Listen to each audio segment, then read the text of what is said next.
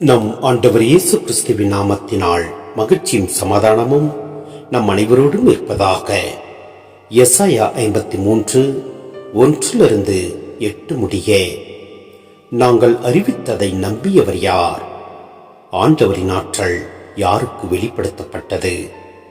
இளந்தளிர் போலும் வறண்ட நில வேர் போலும் ஆண்டவர் முன்னிலையில் அவர் வளர்ந்தார். நாம் பார்ப்பதற்கேற்ற அமைப்போ அவருக்கில்லை, நாம் விரும்பத்தக்க தோற்றமும் அவருக்கில்லை. அவர் இகழப்பட்டார், மனிதரால் புறக்கணிக்கப்பட்டார். வேதனையுற்ற மனிதராய் இருந்தார், நோயுற்று நலிந்தார். காண்போர் தம் முகத்தை மூடிக்கொள்ளும் நிலையில் அவர் இருந்தார். அவர் இழிவுபடுத்தப்பட்டார், அவரை நாம் மதிக்கவில்லை. மெய்யாகவே அவர் நம் பிணிகளை தாங்கிக் கொண்டார், நம் துன்பங்களை சுமந்து கொண்டார். நாமோ அவர் கடவுளால் அதைக்கப்பட்டு நொறுக்கப்பட்டவர் என்றும் சிறுமைப்படுத்தப்பட்டவர் என்றும் எண்ணினோம். அவரோ நம் குற்றங்களுக்காக காயமடைந்தார், நம் தீச்செயல்களுக்காக நொறுக்கப்பட்டார். நமக்கு நிறை வாழ்வை அளிக்க அவர் தண்டிக்கப்பட்டார். அவர் தம் காயங்களால் நாம் குணமடைகின்றோம். ஆடுகளைப் போல நாம் அனைவரும் வழி தவறி அலைந்தோம். நாம் எல்லாரும் நம் வழியே நடந்தோம். ஆண்டவரோ நம் அனைவரின் தீச்செயல்களையும் அவர் மேல் சுமத்தினார். அவர் ஒடுக்கப்பட்டார், சிறுமைப்படுத்தப்பட்டார். ஆயினும் அவர் தம் வாயை திறக்கவில்லை.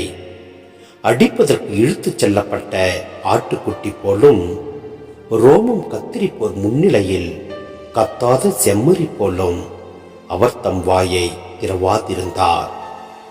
அவர் கைது செய்யப்பட்டு தீர்ப்பிடப்பட்டு இழுத்துச் செல்லப்பட்டார். அவருக்கு நேர்ந்ததை பற்றி அக்கறை கொண்டவர் யார்? ஏனெனில் வாழ்வோர் உலகில் நின்று அவர் அகற்றப்பட்டார். என் மக்களின் குற்றத்தை முன்னிட்டு கொலையுண்டார். கல்வாரி மலையில்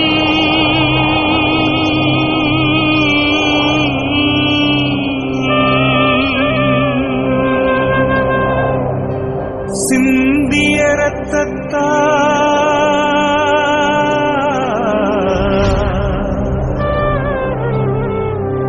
என்னை கழுவும் இயேசுவே.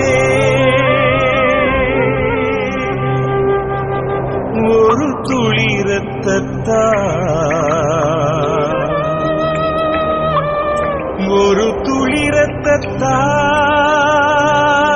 என்னை கழுவும் இயேசுவே.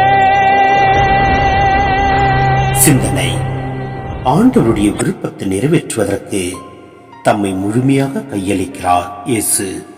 மேலும் ஆயிரக்கணக்கான ஆண்டுகளாக மக்கள் விலங்குகளை பலியிடுவதன் வழியாக தங்கள் பாவங்களிலிருந்து விடுதலை பெறலாம் என நம்பினர்.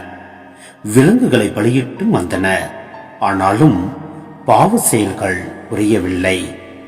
இந்நிலையில் கடவுள் குற்றமற்ற தம் ஊழியரின் மேல் உலகினரின் பாவங்களை சுமத்தி அவரை பலியாக்கி மக்களை பாவங்களிலிருந்து விடுவிக்கிறார்.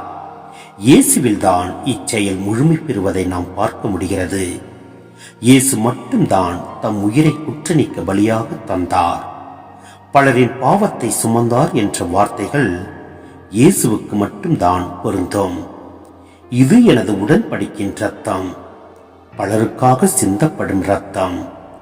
மார்க் 14:24 நாம் பார்க்கின்றோம்.